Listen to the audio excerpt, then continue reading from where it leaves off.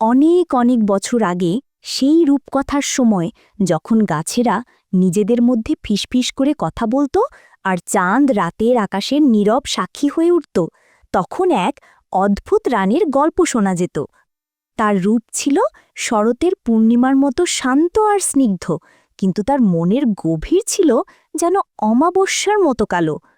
তার দিনের শুরুটাই হতো আয়নার সামনে দাঁড়িয়ে আর এক কথাই বারবার জিজ্ঞেস করতেন, আয়না আয়না, সত্যি করে বলো তো, এই দুনিয়ায় আমার চেয়ে সুন্দরী আর কেউ আছে? আর আয়নাও যেন তাকে খুশি করার জন্যই বলতো, মহারানী, এই পৃথিবীতে আপনিই সবচেয়ে সেরা রূপসী। আসলে এই রানীর মনে ছিল এক গভীর ভয়। হঠাৎই একদিন রাজপরিবারে এক ফুটফুটে রাজকন্যার জন্ম হল। নাম তার শুভ্রা।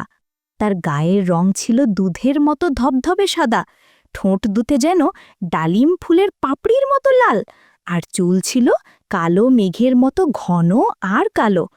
সময় যত এগোতে থাকল, শুভ্রাগানও এক ঝর্ণার মতো বেড়ে উঠল, আর তার সৌন্দর্য যেন আরও ঝলমলে হয়ে উঠল।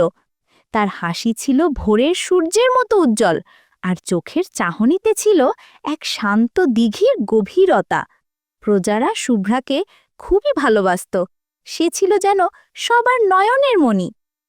এদিকে রানীর মনের ভয়টা দিনে দিনে আরও বাড়তে থাকল। তিনি দেখতে পেলেন শুভ্রার সৌন্দর্যের কাছে তার নিজের রূপের আলোটা কেমন যেন ফিকে হয়ে যাচ্ছে। একদিন তিনি সেই আয়নার সামনে গেলেন আর জিজ্ঞেস করলেন, আয়না আয়না, বলো তো, এই জগতে কে সবচেয়ে রূপসী? এবার আয়না এক অন্যরকম উত্তর দিল। আয়না বলল, মহারানী, আপনি রূপসী বটে, কিন্তু রাজকন্যা শুভ্রা আপনার চেয়ে 1000 গুণ বেশি রূপসী। আয়নার কথা শুনে রানী কাঁপতে লাগলেন। তার মনে যেন প্রতিশোধের আগুন জ্বলে উঠল।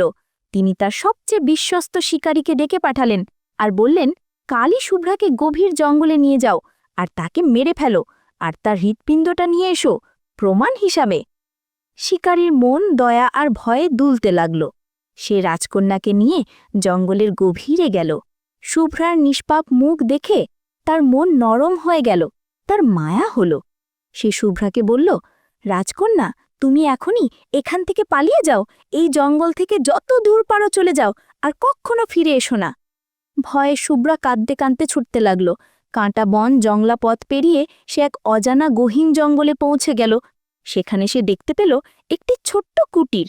সেই কুটিরের ভেতরে ছিল 7 জন বেটে মানুষ, যারা ছিল খনি শ্রমিক। তারা শুভ্রার সামনে তার সব কষ্টের কথা খুলে বলল। তারা দয়া পরবশ হয়ে শুভ্রাকে আশ্রয় দিল। সেই থেকে শুভ্রা তাদের সাথে থাকতে শুরু করল। এদিকে রানী যখন জানতে পারলেন যে শিকারী তাকে মিথ্যা বলেছে, তখন তিনি নিজেই এক বুড়ো ফল বিক্রেতার বেশ নিলেন। হাতে ছিল বিষ মাখানো একটি তাজা আপেল। সেই আপেলের সৌন্দর্য দেখে শুভ্রা মুগ্ধ হল, আর বৃদ্ধার কথায় তা মুখে দিল। আপেল মুখে দিতেই শুভ্রা জ্ঞান হারিয়ে মাটিতে লুটিয়ে পড়ল। যখন 7 বেটে মানুষ ফিরে এসে দেখল শুভ্রা মাটিতে পড়ে আছে, তাদের কান্না আর থামে না। তারা ভাবল শুভ্রা হয়তো চিরদিনের জন্য ঘুমিয়ে পড়েছে। তারা তার জন্য একটি কাচের কফিন বানালো আর তাকে তার ভেতরে শুইয়ে রাখল।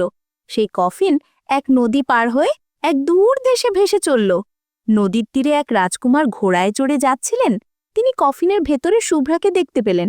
শুভ্রার সৌন্দর্য দেখে তিনি মুগ্ধ হয়ে কফিনের ঢাকনা খুলে দিলেন। শুভ্রার ঠোঁট থেকে বিষাক্ত আপেলের টুকরোটি বেরিয়ে আসতেই সে আবার নতুন জীবন ফিরে পেল। শুভ্রা আর রাজকুমার বিয়ে করে সুখে শান্তিতে বসবাস করতে লাগল। আর সেই রানী তার রূপের অহংকারী তাকে চিরকালের জন্য নিঃসঙ্গ করে দিল। জীবন আমাদের শেখায় যে রূপের আলো হয়তো ক্ষণিকের, কিন্তু মনের আলো চিরদিনের। বাহিরের সৌন্দর্য একসময় মিলিয়ে যায়, কিন্তু ভেতরের আলো কখনো নেভে না। এই সত্যই যুগে যুগে মানুষের মুখে মুখে ফিরে আসে, কারণ গুণের কাছে রূপের মূল্য তুচ্ছ।